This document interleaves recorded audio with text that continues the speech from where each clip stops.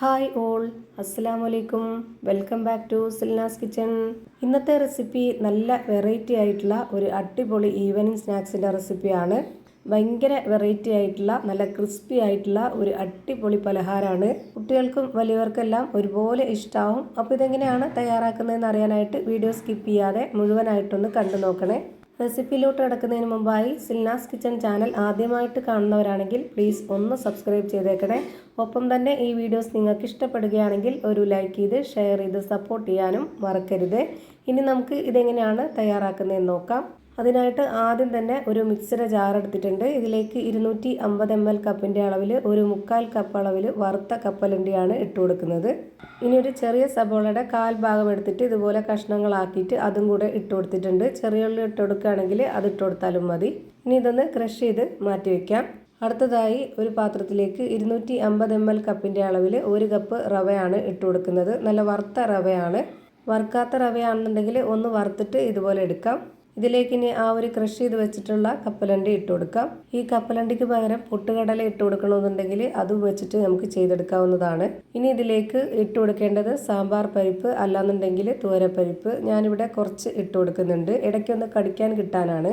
ഈ ഒരു പരിപ്പ് നല്ലപോലെ കഴുകിയതിന് ശേഷം വെള്ളത്തിൽ കുതിർത്ത് വെച്ചിട്ട് അതിൻ്റെ വെള്ളമെല്ലാം ഊറ്റിക്കളഞ്ഞിട്ടാണ് ഇതിലേക്ക് ഇട്ട് കൊടുക്കുന്നത്. ഇനി ഇതിലേക്ക് എരിവിന് വേണ്ടി ഒരു 2 പച്ചമുളക് ചെറുതായിട്ട് കട്ട് ചെയ്തിട്ട് ഇതിലേക്ക് ഇട്ട് കൊടുത്തിട്ടുണ്ട്. പിന്നെ വെളുത്തുള്ളി ഇഞ്ചി ചതച്ചത് 1 സ്പൂൺ അളവിൽ ഇട്ട് കൊടുത്തു. ഇനി ഒരു 1/4 സ്പൂൺ അളവിൽ പെരിഞ്ജീരകപ്പൊടി, മഞ്ഞൾപ്പൊടി, ഒരു നുള്ള് ഗരം മസാലപ്പൊടി, പിന്നെ ഓരോരുത്തരുടെ എരിവിനനുസരിച്ച് മുളക് പൊടി ഇട്ട് കൊടുക്കാം. ഞാനിവിടെ ഇതുപോലൊരു സ്പൂണിൽ 1 സ്പൂൺ മുളക് പൊടിയാണ് ഇട്ട് കൊടുക്കുന്നത്. ഇനി ഇതിലേക്ക് ആവശ്യത്തിനുള്ള ഉപ്പിട്ട് കൊടുക്കാം. പിന്നെ ഇതിലേക്ക് വേണ്ടത് 1/4 സ്പൂൺ അളവിൽ കടലപ്പൊടിയാണ്.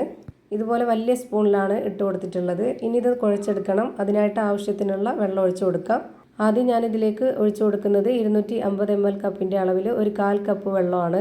എന്നിട്ടിത് കുഴച്ചെടുത്തതിന് ശേഷം പിന്നെ വെള്ളം വേണമെന്നുണ്ടെങ്കിൽ ഒഴിച്ചു കൊടുത്താൽ മതി. ആദ്യം തന്നെ ഒന്നിച്ച് ഒഴിച്ചു കൊടുത്താൽ പരുവം തെറ്റിപ്പോവും. ഇപ്പോൾ ദാ ഇതിൽ ഒഴിച്ചു കൊടുത്തിട്ടുള്ള വെള്ളം പോരാതെ വന്നിട്ടുണ്ട്. ഇനി ഒരു 1/4 കപ്പ് വെള്ളം കൂടെ ഒഴിച്ചു കൊടുക്കാം. ഇത് റവ ആയതുകൊണ്ട് തന്നെ ഒരുപാട് വെള്ളം കുടിക്കുന്നുണ്ട്. ഇതൊന്നും കൂടി കുഴച്ചു കൊടുത്തതിന് ശേഷം വീണ്ടും നമ്മൾ ഇതിലേക്ക് കുറച്ചുകൂടി വെള്ളം ഒഴിച്ചു കൊടുക്കുന്നുണ്ട്. ഇങ്ങനെ ഘട്ടം ഘട്ടമായിട്ട് മാത്രം ഒഴിച്ചു കൊടുത്തിട്ട് ഇതുപോലെ കുഴച്ചെടുക്കാവുള്ളൂ. അല്ലാന്നുണ്ടെങ്കിൽ അതിൻ്റെ കറക്റ്റ് പരുവം കിട്ടത്തില്ല. ഇതേ കപ്പ് അളവിൽ തന്നെ ഒരു 1/4 കപ്പ് വെള്ളവും കൂടെ ഇതിലേക്ക് ഒഴിച്ചു കൊടുക്കുന്നുണ്ട്. ഇതുവരെ ഇതിലേക്ക് വേണ്ടി വന്നിട്ടുള്ള വെള്ളം 250 ml കപ്പിൻ്റെ അളവിൽ 1/4 കപ്പ് വെള്ളമാണ്. ഇതുപോലെ നന്നായി കുഴച്ചെടുത്തതിന് ശേഷം നമ്മുടെ കൈ കൊണ്ട് ഏതെങ്കിലും ഒരു ഷേപ്പിൽ നമുക്ക് കയ്യിൽ പിടിക്കാൻ പറ്റണം. ആ ഒരു രീതിയിലാണ് നമ്മൾ ഇതിനെ തയ്യാറാക്കിയെടുക്കുന്നത്.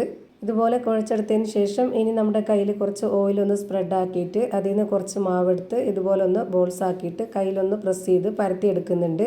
ഈ ഒരു ഷേപ്പിലാണ് ഞാൻ ഇതിനെ റെഡിയാക്കി എടുക്കുന്നത്. ഓരോരുത്തർക്കും ഇഷ്ടമുള്ള ഏത് ഷേപ്പിൽ വേണമെങ്കിലും തയ്യാറാക്കി എടുക്കാവുന്നതാണ്. ഇതുപോലെ തന്നെ ഒരെണ്ണം കൂടെ ഞാനിവിടെ ചെയ്ത് കാണിക്കുന്നുണ്ട്. ഭയങ്കര സിമ്പിളായിട്ട് തയ്യാറാക്കി എടുക്കാൻ പറ്റുന്ന എന്നാൽ നല്ല വെറൈറ്റി ആയിട്ടുള്ള നല്ല ടേസ്റ്റി ആയിട്ടുള്ള ഒരു അടിപൊളി പലഹാരമാണ്. എന്തായാലും ട്രൈ ചെയ്ത് നോക്കണം, എല്ലാവർക്കും ഇഷ്ടമാവും. ഇനി ഇതെല്ലാം ഒന്ന് ഫ്രൈ ചെയ്തെടുക്കാം. അതിനായിട്ട് ഞാനിവിടെ സ്റ്റവിലേക്ക് ഒരു പാൻ വെച്ച് കൊടുത്തിട്ടുണ്ട്. അതിലേക്ക് ഓയിൽ ഒഴിച്ചു കൊടുത്തതിന് ശേഷം ഓയിലൊന്ന് നന്നായിട്ട് ചൂടായിട്ട് വന്നിട്ട് അതൊരു മീഡിയം ഫ്ലെയിമിലേക്ക് ഇട്ടിട്ടാണ് ഞാനിതുപോലെ ഓരോന്നായിട്ട് ഇട്ട് കൊടുക്കുന്നത്. നല്ല ഫ്ലെയിം കുറച്ച് വെച്ച് കഴിഞ്ഞാൽ ഇതാകെ വാടിപ്പോവുകയും ചെയ്യും. അതുപോലെ എണ്ണയും കുടിക്കും, കുറച്ചൊരു ഹാർഡായി പോവുകയും ചെയ്യും. ഇത് കറക്റ്റ് ഒരു മീഡിയം ഫ്ലെയിമിലിട്ട് വേവിക്കുകയാണെന്നുണ്ടെങ്കിൽ നമുക്ക് കറക്റ്റ് പരുവത്തിന് വെന്ത് കിട്ടുകയും ചെയ്യും.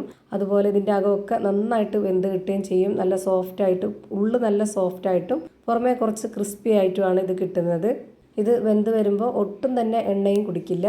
അപ്പോൾ ഇതെല്ലാം തിരിച്ചും മറിച്ചൊക്കെ ഇട്ട് കൊടുത്തിട്ട് നന്നായിട്ട് വേവിച്ചെടുത്തിട്ടുണ്ട്. ഇനി നമുക്കിത് എണ്ണയിൽ നിന്ന് കോരി മാറ്റാം. ഇതുപോലെ തന്നെ എല്ലാം ഫ്രൈ ചെയ്ത് ഒരു പാത്രത്തിലേക്ക് മാറ്റുന്നുണ്ട്. ഇപ്പോൾ നമ്മുടെ റവയും കപ്പലണ്ടിയും വെച്ചിട്ടുള്ള ഒരു അടിപൊളി ടേസ്റ്റി ആയിട്ടുള്ള പലഹാരം റെഡിയായി കിട്ടി. നമ്മുടെ വീട്ടിൽ വരുന്ന ഗസ്റ്റുകൾക്കൊക്കെ വളരെ പെട്ടെന്ന് തയ്യാറാക്കി കൊടുക്കാൻ പറ്റുന്ന നല്ല കിടിലൻ ടേസ്റ്റി ആയിട്ടുള്ള പലഹാരമാണ്. അപ്പോൾ ഇത് കാണുമ്പോൾ തന്നെ നിങ്ങൾക്ക് അറിയാൻ പറ്റും പുറമേ നല്ല ക്രിസ്പി ആണെന്നും. അതുപോലെ ഇത് പൊട്ടിച്ച് ഞാൻ കാണിച്ചു തരാം. ഇതിൻ്റെ അകം നല്ല സോഫ്റ്റ് ആയിട്ടാണ് ഇരിക്കുന്നത്. ഒട്ടും തന്നെ എണ്ണയും കുടിച്ചിട്ടില്ല. അതും നിങ്ങൾക്ക് കാണുമ്പോൾ മനസ്സിലാവുന്നുണ്ടാവും. അപ്പോൾ ഇത്രയേ ഉള്ളൂ ഇന്നത്തെ വീഡിയോ ഇഷ്ടമായാൽ ലൈക്ക് ചെയ്യാനും കമൻറ്റ് ചെയ്യാനും ഷെയർ ചെയ്യാനും മറക്കരുത്. പുതിയൊരു വീഡിയോയുമായി വീണ്ടും വരും. Thank you for watching.